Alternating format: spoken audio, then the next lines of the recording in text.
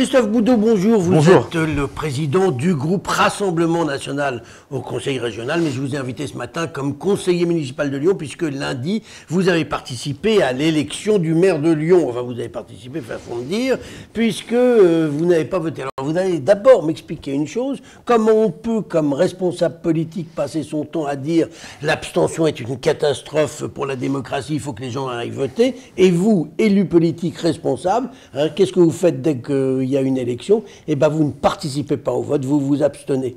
Quel mauvais exemple. Eh bien justement, j'ai participé au vote par rapport à d'autres conseillers qui n'ont pas participé au vote. Moi, j'ai participé au vote, mais voilà, mon vote a été secret.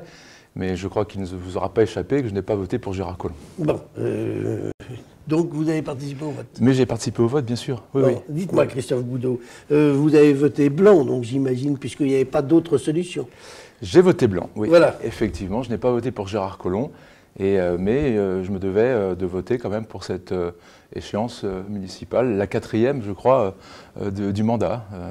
Christophe Boudot, Gérard Collomb a été élu maire de Lyon. Vous pensez quoi de son retour? Je crois que c'est un retour qui est raté parce qu'on voit bien que des voix lui manquent par rapport à 2014. Et puis aussi, il y a quelque chose de cassé entre les Français et lui, entre les Français et Emmanuel Macron, et entre les Lyonnais et Gérard Collomb. Je crois qu'aujourd'hui, Gérard Collomb est comptable de l'échec d'Emmanuel Macron. Et c'est pour ça qu'il est revenu, à votre avis? Il est revenu pour essayer de reprendre la main sur une ville qu'il tient depuis 2001. Mais je crois qu'à son âge, et puis avec toutes les responsabilités qu'il avait, il se devait de rester à son poste à Paris, puisqu'il a été assez clairvoyant, finalement, pointant les échecs d'Emmanuel Macron et pointant aussi tous les problèmes qu'il y a en France.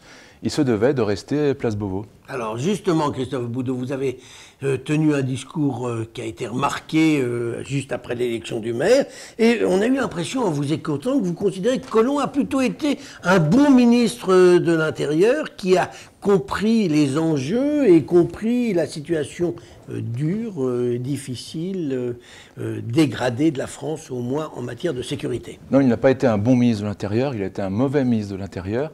Et par contre, il a pointé du doigt les échecs des gouvernements passés, et notamment sur... vous savez, aujourd'hui, la France est coupée en 3. Il y a les métropoles, il y a la France périphérique qui souffre beaucoup, et il y a les banlieues. Et il a pointé du doigt les échecs des politiques dans les banlieues. Aujourd'hui, la France, les Français se dressent les uns contre les autres, et ça, nous le disons depuis 20 ans, et lui s'en est rendu compte. Donc, un petit peu tard, je crois, mais il s'en est rendu compte. Et oui. Quand il a été ministre, est-ce qu'il a, à votre avis, pris des mesures qui permettaient d'aller dans le bon sens? Je crois qu'il n'a pas redonné confiance aux forces de l'ordre. Je crois qu'il y a un laxisme dans les décisions, même au niveau de la justice. Et tout ça, cette action-là, il ne l'a pas entrepris. Moi, j'aurais voulu qu'il reste à son poste pour, s'il a vraiment découvert tous ces problèmes-là, qu'il les règle, éradiquer l'islamisme, par exemple, le communautarisme, aller dans les banlieues, chercher les trafics. Et ça, il ne l'a pas fait, et il aurait pu le faire. Il lui restait encore 3 ans pour le faire. Il a préféré jouer sa carte lyonnaise et retrouver, j'allais dire, sa place que ses poulains lui avaient gardé au chaud. Et je trouve ça assez choquant. Dites-moi, Christophe Boudot, Gérard Collomb explique à longueur de colonnes de journaux que les Lyonnais l'arrêtent dans la rue, demandent à faire des selfies et le félicitent d'être revenu à Lyon. C'est donc que finalement les Lyonnais sont contents. Ça, c'est toujours les hommes politiques, vous savez, quand ils cherchent à regagner un mandat. Voilà, c'est une pression populaire qui les a enjoints de recommencer.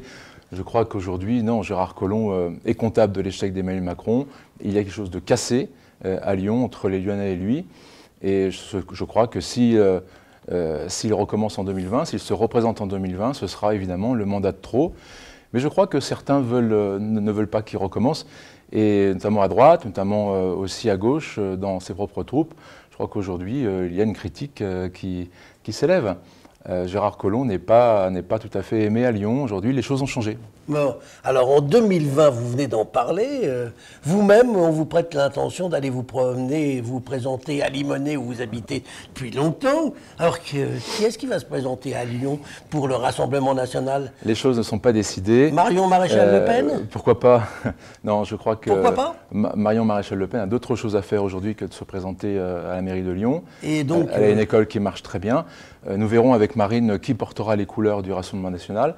Moi, c'est vrai que j'ai dit déjà que la métropole m'intéresse beaucoup, la région aussi m'intéresse beaucoup. Je suis président du groupe du Rassemblement national.